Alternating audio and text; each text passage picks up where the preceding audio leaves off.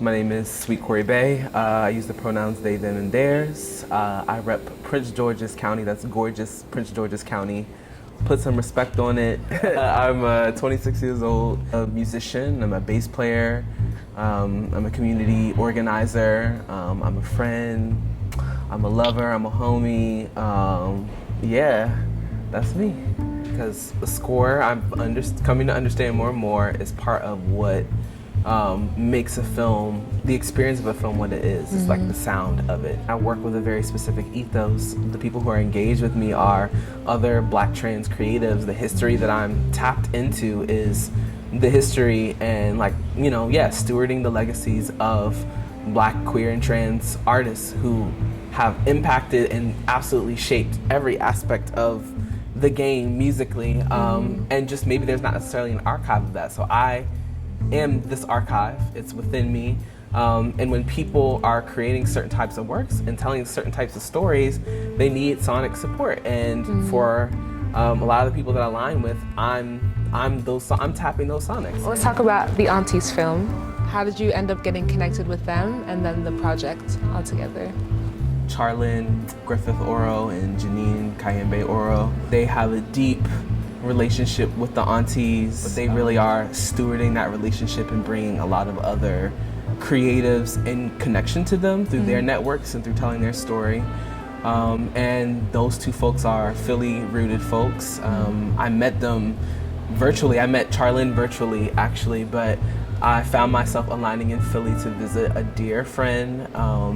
And I knew Charlene was here, and I just was like, hey, I would love to meet you and say hi. You know, they told me about the project, and they are like, we think that you're the right person, and are you free? And I was like, yeah, sure. And they asked me to come out on set, and they were like, here's the day we're gonna do it, and we need you to be there at sunrise. And I was like, okay. And then how much time was there in between when they asked you, like, okay, yeah, can you be a part of this film, to when you got to the farm? It was probably like the weekend before, and there was like, we're going out. It was like either Monday or Tuesday.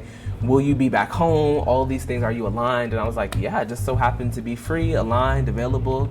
And I was preparing for my move to Philly at that point. It was very aligned. That's the best way to describe it. You know, just like all the sounds that you hear, like the sounds of a cornfield under the wheels of a car. It sounds like what I imagine an ocean floor sounds like. And crickets in the forest and water by the creek, and you know, the feeling of like your socks pulled all the way up over your, up to your calves, over your pants legs, so that ticks don't bite you. But it sounds a lot like when you got there, the conversations you were having and what you were already hearing were the main influences. Like, you didn't really need to make a plan. No, I just did some playing, actually. Like, after we got out of the forest, I just like plugged in my bass and we all just made some sound, honestly, just to feel the sound out there. I channel through the blues a lot. That's like sort of like where my aesthetic leanings musically come from, and the stories that I channel my music through come from, because the technology is already there. Like the blues is the music where people turned a washboard into an instrument, turned a single string into a whole instrument, and travel everywhere to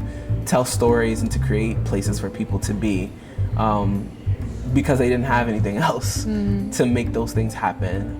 I try to call that through, and like the way that I structure the score of the film is like, when I first saw the film, actually it was an hour long, but I knew in my head, I was like, okay, this is about to be 7 or 8 minutes, so we just composed 2 themes. The team that worked on the film is so incredible, but everyone who was on that set, from the people who was like recording the sound to people who were directing the photography, taking the archival images and images of the Aunties, everyone just really poured into every aspect of these stories to make something that could exist for a long, long time. It sounds like the folks that want to work with you, that want to engage with you, are asking you to bring all of yourself into this. I spent a lot of time in environments that didn't fully see me, couldn't hold me or contain me, and had no desire to.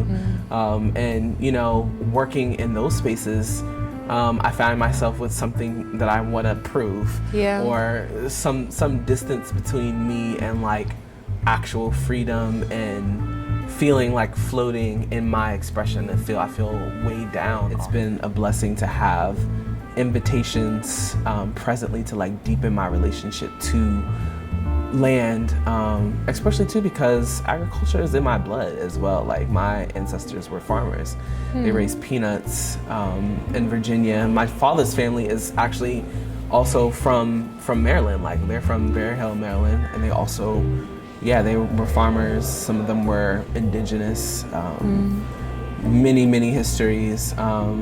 So I just think about like what have I been entrusted with? Like what has my spirit been entrusted with expressing into this world, and how do I take responsibility for that?